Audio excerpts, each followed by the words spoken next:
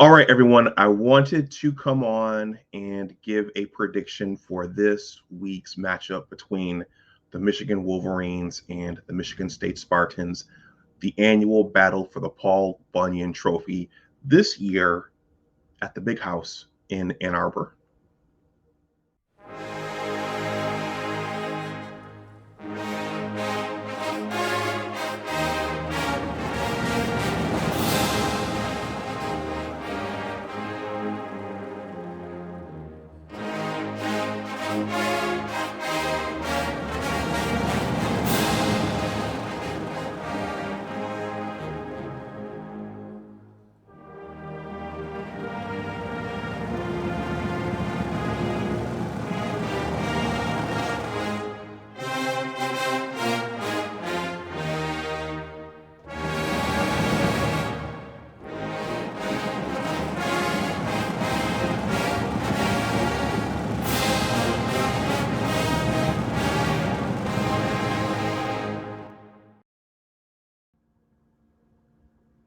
Hey, everyone. Welcome back to Big Discussions 76 Sports. My name is Dr. Anwar Youssef Dunbar. I am the content creator for this channel, and I am also a proud Michigan alum, and I am a proud supporter of Michigan sports, in this instance, Michigan football. So while the pile is still smoldering, or maybe the smoldering is subsiding at this point from Michigan's 21-7 loss at the hands of the Illinois Fighting Illini, I wanted to come on and give just some thoughts and predictions for Saturday's matchup against Michigan State, the battle for the Paul Bunyan Trophy. I don't have a lot to say. I did take a look at who's favored. Surprisingly, from what I saw, Michigan is favored. But as I'll describe, I don't think Michigan will be favored or should be favored in any game for the remainder of the year.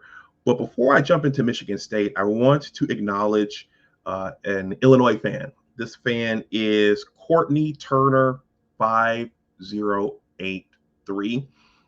And one of the fun things about doing this is when fans from other fan bases come in and say, well, hold on, you didn't give our team enough credit. The way you said that, it sounds more like your team lost the game versus our team winning the game. Okay, so you need to give our team credit. I think an Ohio State fan said that to me years ago when I first started the channel. But Courtney Turner, 5083, one day ago said, your analysis leads the viewer to believe Illinois is basically a fraud and trash team that shouldn't be ranked. You saying Michigan lost that game and Illinois didn't win the game. This year, Illinois is pretty good and Michigan is pretty bad. Accept it. I'm going to read that again. This is worth another pass. All right. Your analysis leads the viewer to believe Illinois is basically a fraud and trash team that shouldn't be ranked. You saying Michigan lost the game and Illinois didn't win the game. This year, Illinois is pretty good and Michigan is pretty bad. Accept it. Exclamation mark. I responded, hello there. Congratulations on your victory. Thank you for your passionate comment. And yes, you're accurate in terms of my analysis. I think Michigan lost the game. I was surprised looking at the statistics that Michigan outgained Illinois in almost every statistical category. The fact that the Illini won is a reflection of our ineptitude on offense, our lack of a quarterback, and our coaching staff's inability to properly plan for this game. And then I'm going to let Courtney get the last word. He came back. I'm assuming it's a he. Courtney is a name that could be a he or a she. Courtney says, Illini defense, ... I was on the field watching. The defense won the game just as they've been doing all season.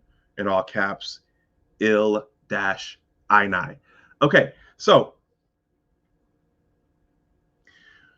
this leads me into my discussion of Saturday's matchup with the Spartans at the Big House.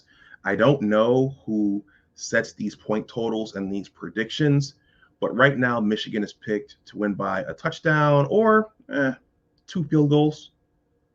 A touchdown. Yeah, there's not a difference between a touchdown and 2 field goals except for one extra point. But the Spartans are coming off of a 30-20 victory over the Iowa Hawkeyes at Spartan Stadium. And we in the Michigan fan base, we are quite familiar with the Iowa Hawkeyes. Coach Kirk Ferentz has been there for pretty much forever. They have that physical and disciplined defense year in and year out, and the gaping hole on their team every year is usually their offense. They have Cade McNamara. Cade is still there. This is probably his last year. Check down Charlie. Shout out to Devin Gardner. But I did take a look at the statistics for that game, and it looks like Michigan State's quarterback Aiden Childs went 22 for 30 for 256 yards, 1 touchdown, and 1 interception. They got production on the ground with K'Ron Lynch-Adams, and Aiden Childs ran the ball for 51 yards. K'Ron Lynch-Adams ran the ball for 86 yards. Nathan Carter ran the ball for 49 yards. And Aiden Childs spread the ball around to his wide receivers, Nick Marsh, Montori Foster Jr. Each of those guys caught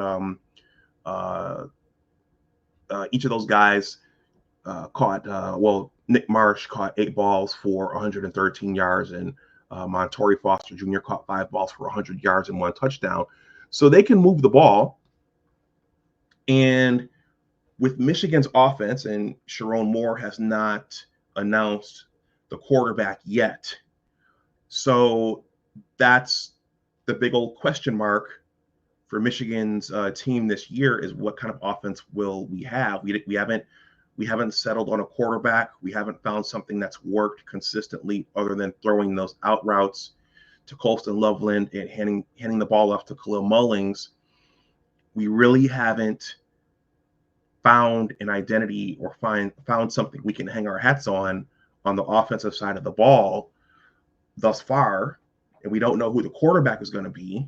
So I don't know how Michigan is favored in this game now, especially with the way they played in Illinois. So I could see a game where the defense keeps it close, just like they did at Illinois. But if our offense isn't able to generate yardage and put the ball in the end zone, okay, because Michigan did generate yardage against Illinois. They actually surprisingly outgained Illinois. But on the key plays in the red zone and in terms of keeping drives going throughout the game, yeah, our offense right now doesn't have any consistency. So I can see a game unfolding, a grudge match, a fight in the phone booth. I can see that unfolding where our defense keeps our team in the game, but perhaps Michigan State pulls away. So while I think it was Sports Illustrated picked Michigan to win by 7, I could honestly see Michigan State stealing this game at the Big House and taking Paul Bunyan back north to East Lansing. We've owned them the last 2 years. Of course, we lost that nail biter in 2021, but this matchup in recent times has always been it's recently been a bit of a seesaw, one side going up and down, or maybe one team holding the rivalry for a series of years before it swings back the other way. So I'm not going to predict the score, but I can see Michigan State winning this game, especially if we can't get any offense going consistently throughout the game. And that's been the unfortunate part of Team 145.